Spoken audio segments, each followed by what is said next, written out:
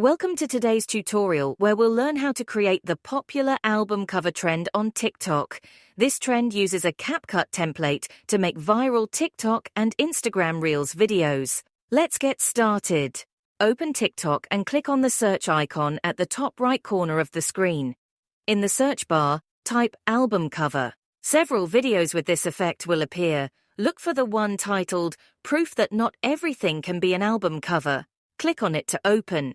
If you see a button that says Capcut, try this template. Great. Click on it to proceed. If you don't see this button, check out my other tutorial linked in the description to troubleshoot.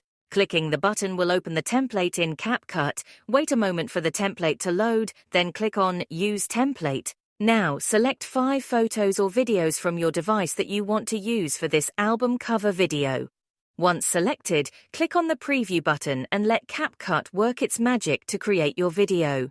Voila! Your album cover video is now ready. You can export it from Capcut and share it on TikTok and other social media platforms to join the trend. Thank you for watching. I hope you found this tutorial helpful. Stay tuned for more videos like this. See you next time.